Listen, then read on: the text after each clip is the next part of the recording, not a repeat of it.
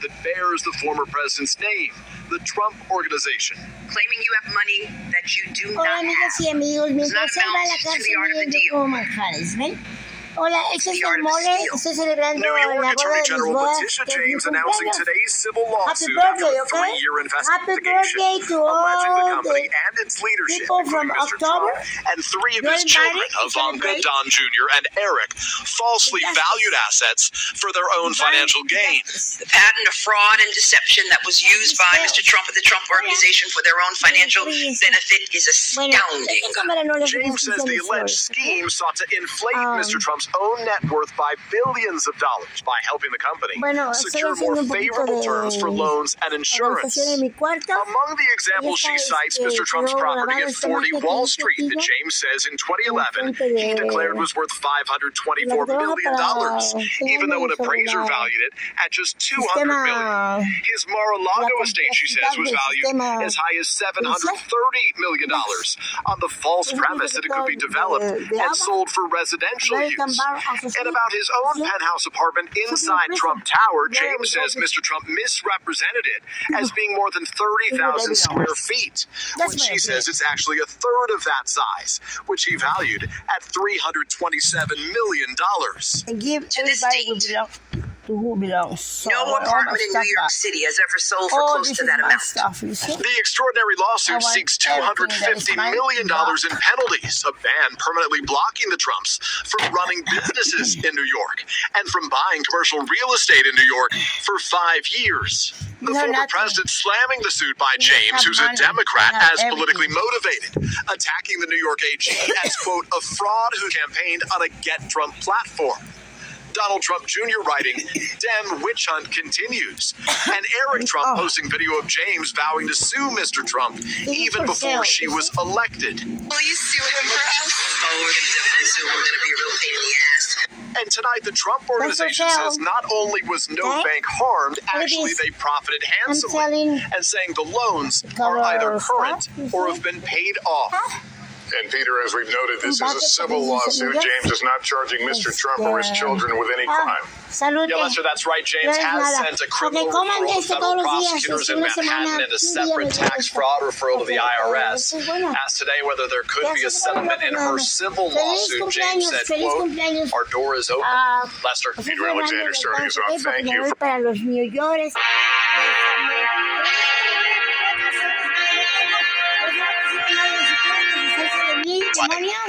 Díganme un millonario, por favor, y educado, que no erupte enfrente de la cara de la gente. Ay, mamita, ya se me salió, la verdad. Ya me voy a empezar a eruptar.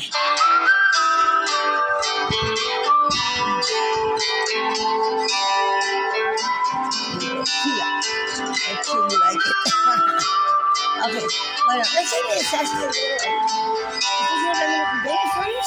el cumpleaños de todos los de octubre, el día de cumpleaños de Viva, el día de la raza y el día de San Francisco de Asís y mi cumpleaños. I want to bring in NBC News legal analyst Danny Savalas. Danny, this is one of many cases de Rafaela, la revancha de Moctezuma. How is this one, though, fundamentally different? It's fundamentally different because of the extent of the factual allegations. And you could argue the receipts, the documents that the New York Attorney General has obtained, even though we don't see them in this complaint, we know they're out there. And in order to make these applications to insurance companies, for mortgages, for loans, there has to be documentary evidence. It's additionally significant because no matter what, whether or not the Trumps come to the table to settle this case, they can't unring the bell in that the facts have been handed over to federal prosecutors and the IRS, who may and are likely to initiate their own investigations and possibly criminal charges. All right, Danny Savalas, good to have you here. Thank you. At the United Nations, President Biden delivered a condemnation of Russia's President Vladimir Putin and the war in Ukraine, hours after Putin hinted he might use nuclear weapons. Kristen Welker reports on the escalating tension. President of the United States. Tonight, President Biden on the world stage at the United Nations, delivering a stinging rebuke of Russian President Putin and his war on Ukraine. Russia has shamelessly violated the core tenets of the United Nations Charter. We will stand in solidarity with Ukraine. The president slamming Russia's attacks on schools, hospitals, and train stations, and alleged war crimes. Wherever you are, wherever you live, whatever you believe, that should make your blood run cold. And responding to Putin, who just hours earlier appeared to threaten the West with a nuclear strike. Saying in a rare televised address, those who are trying to blackmail us with nuclear weapons should know Russia has lots of weapons of its own, adding, quote, "This is not a bluff." They're making irresponsible nuclear threats to use nuclear weapons. And just days ago, President Biden was asked what would be the consequences for a nuclear attack. They'll be consequential. They'll become more of a pariah in the world than they ever have been. Now, a new escalation from Russia. Putin announcing a partial draft. The defense minister saying 300,000 reservists with military experience will be sent to Ukraine. Putin calling it necessary because the West crossed all lines by giving Ukraine military aid. Though tonight, that move sparking protests across his nation, including Moscow. Putin raising the stakes further, backing referendums this week in 4 regions currently held by Russia, which would ask Russia to officially take over those areas of Ukraine. President Biden calling those elections a sham. It all comes as Russia is in retreat after Ukraine's counteroffensive, giving up some of the territory it occupies.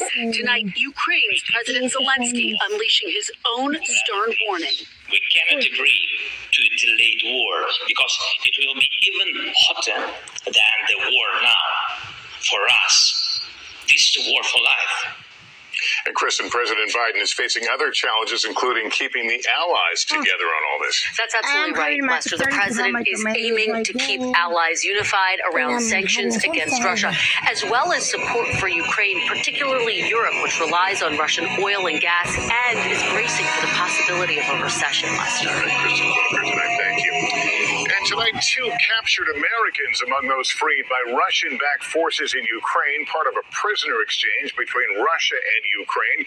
Richard Engel is in Ukraine tonight. And Richard, some very good news for those Americans and their families tonight. Lester, sometimes we get word of deals like this, but this one was kept completely in secret. And it was negotiated by Saudi Arabia's Crown Prince, Mohammed bin Salman, and he managed to secure the release of 10 foreign nationals, including these 2 Americans, Alex Druki and Andy Wen. They're both from Alabama. Druki served in the U.S. Army, also served in Iraq, Wen a former Marine. They were captured not very far from here. I'm in Kharkiv in eastern Ukraine several months ago, and now they have traveled to Saudi Arabia on their way home. And this is also very good news for the Saudi Crown Prince. Some good press for him, as he is generally considered a global pariah. Lester. All right, Richard, thank you. After blasting across the Caribbean, Hurricane Fiona is sweeping north tonight and could inflict a devastating blow to Canada's Atlantic coast as much of Puerto Rico still tries to recover tonight. Gabe Gutierrez is there for us. Its trail of destruction spread across the Caribbean. This woman describes the moment her roof ripped off her home. It destroyed everything, she says. While in Puerto Rico, they're using PVC pipes to collect fresh water from mountainsides. Scenes reminiscent of Hurricane Maria's aftermath 5 years ago. This time, Fiona dumped more than 30 inches of rain in some places. To give you a sense of the power of all that water, it came crashing down the side of this mountain and washed out that road. From our drone, you can see the perilous drop to the river below. Authorities had to rescue several people from the top of that mountain, and locals tell us a few are still up there. Today, FEMA's administrator, along with Puerto Rico's governor, toured hard-hit areas. We wanted to know why. According to experts who testified before Congress last week, only 19% of relief money allocated to Puerto Rico after Hurricane Maria had been spent. Has Puerto Rico effectively used the relief money it was allocated following Maria? We are working very closely with our counterparts here in Puerto Rico to make sure that we are addressing the issues and making sure that we are designing these projects to be more resilient for the future. The National Guard is now rushing supplies to communities that are cut off, like this one.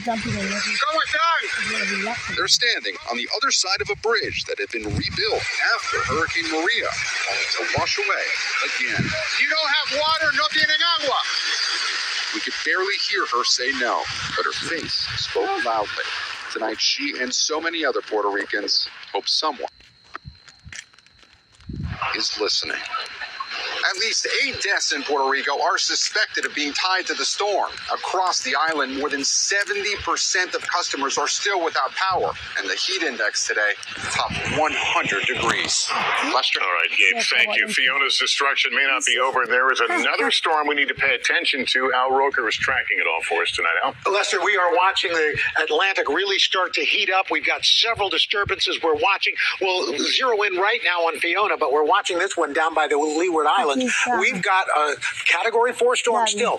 130-mile-per-hour winds. It's 615 miles southwest of Bermuda. It will cross to the west of Bermuda sometime early Friday morning with 130-mile-per-hour winds, but it's going to not get the heavy winds there. They're going to see maybe 2 to 4 inches of rain. But Canada, this may be the strongest storm ever, hurricane ever, to hit Canada with 85-mile-per-hour winds, a Category 3 storm. Then that other storm we talked about, this Invest 98L, the development zone in the Caribbean, south of Puerto Rico. But as we put the ensemble models of the Euro and the U.S. up, you can see from Cuba to the Yucatan, Lester, we're going to have to watch this right on into Tuesday. All right, Al, thanks very much.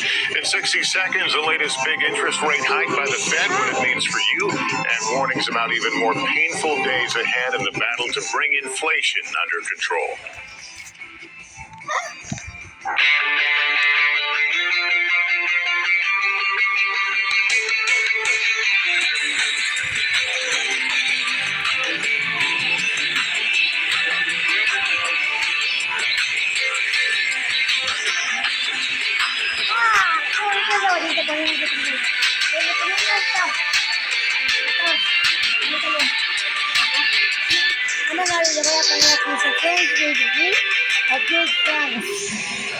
Really? In the latest effort to tame soaring inflation, the Federal Reserve today announcing another 3/4-point interest rate hike for the third straight time. Emily Ikeda now, and how it will impact the economy and your money. In the Fed's fight to bring down inflation, Chairman Jerome Powell acknowledged there will be pain. Higher interest rates, slower growth, and a softening labor market are all painful for the public that we serve. Small business owner Anika Hobbs is already feeling it. Where will you have to make cutbacks? Yeah, I mean, some of the cutbacks that I've been thinking about is staff hours. Payroll is always one of those things that you can manage, but then that also is a huge pinch on me. With the central bank today raising interest rates for the 5th time in a row. When you ring these in and you type in that final, the owner of boutique Nubian Human has to press pause on her expansion plans. Because we're paying more into debt rather than being able to take that money and put it into hiring more people or expanding into a new store. The Fed's move today is an effort to curb consumer demand and in turn cool inflation, with prices 8.3% higher in August than they were a year ago. But Powell's challenge is the balancing act of bringing prices down without triggering a recession. The Fed today anticipating that unemployment will rise from current levels of 3.7% to 4.4% at the end of next year. We have to get supply and demand back into alignment. And the way we do that is by slowing the economy. Something that will be felt by everyone. When the Fed raises interest rates, borrowing money becomes more expensive, impacting car payments, business loans, credit card debt, and mortgage rates, which have now reached their highest level since 2008. And this likely isn't the end. Chairman Powell today signaled the Fed is likely to keep raising rates. Its next meeting in November, a decision due just 6 days before the midterm elections. Lester? Okay, Emily, thank you. Up next, it's a key governor's race. We speak with Stacey Abrams as she tries to energize rural voters in Georgia in our series Power of the Vote. We don't need you, man. Back now with perhaps the most closely watched governor's race in the country. In Georgia, with the latest poll showing Democrat Stacey Abrams trailing GOP incumbent Brian Kemp. Abrams is looking to close the gap by tapping into hundreds of thousands of new voters, especially in rural Georgia. She spoke with Blaine Alexander for our series, Power of the Vote. Evil men.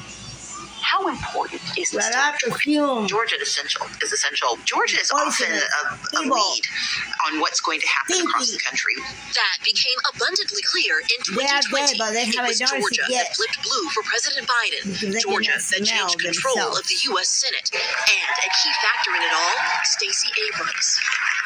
We found that there were 800,000 people of color who were not registered to vote in Georgia who were eligible. We knocked on their doors and we asked them, why aren't you registered? Why aren't you voting? What are they telling you? They said because they didn't trust government. Because no one had ever asked. And because they felt overlooked.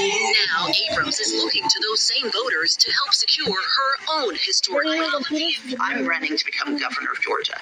If I'm successful, or when I am successful, I will be the first black woman in American history to do so.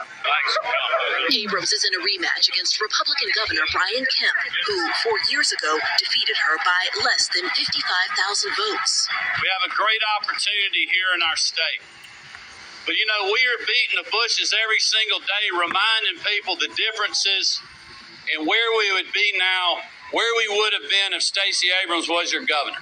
It's a tight race, though most polls show Kemp consistently ahead. But